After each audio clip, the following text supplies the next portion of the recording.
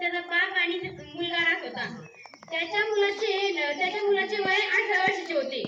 18 वर्षाचे होते आणि तो मुलगा अभ्यासात खूप हुशार होता.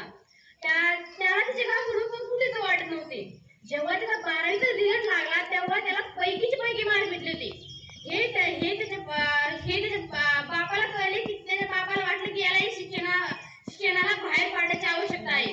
पण त्याच्या बापाला समजत होते की याला गाव सोडून कुठं जाऊ वाटत नाही. त्याच्या बापाने खूप विचार केला. वडिलांनी विचार करून त्यांच्या डोक्यात एक युक्ती आली. त्यांनी त्याला जवळ बोलून घेतले. त्याला म्हटले की तू तुझ्या शिक्षणाला बाहेर पड. हे ऐकून त्यांनी या गोष्टीला नकार दिला. त्याचे वडील त्याला म्हटले, तू जर तुझ्या शिक्षणाला बाहेर पडला आणि जीवनात जर यशस्वी झाला तर मी तुला कार घेऊन देईन. हे ऐकून त्यांनी थोडा विचार केला आणि त्या गोष्टीत तयार झाला. शिक्षणाला बाहेर पडला. 7-8 वर्षात यशस्वी झाला आणि फोन करून सांगितलं, पप्पा माझं बक्षीस आणि माझी कार रेडी करून ठेवा. आनंदाने घरी आला. दरवाजाची घंटी वाजवली. नोकराने दार खोलून आनंदाच्या चेहरा घेऊन बापूशी गेला.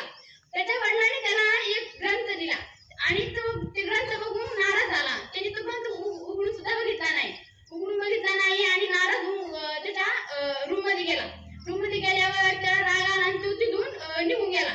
10-15 वर्षानंतर तो जीवनात इतका मोठा झाला खूप.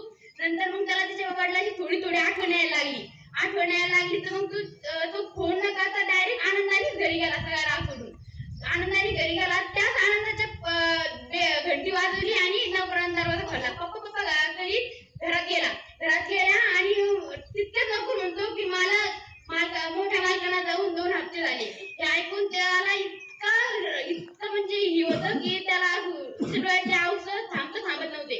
तो रडत त्याच्या रूम मध्ये गेला आणि जे त्याच्या बापाने त्याला पुस्तक लिहिले होते ते उघडून बघितले. त्या पुस्तकामध्ये काय असते, त्याच्या बापाने ठेवलेली कारची चावी आणि त्याचा ऍड्रेस होता. ऍड्रेस घेऊन तो दुकानाकडे गेला आणि कार घेऊन आला आणि प्रस्ताव केला की त्याच वेळी जर ही चूक केली नसती तर आता हे झालं नसतं. याच्यातून फक्त एवढंच कळतं की एका छोट्याशा वस्तूसाठी स्वतःचं पोट चावला स्वतः सोडून देऊ शकते.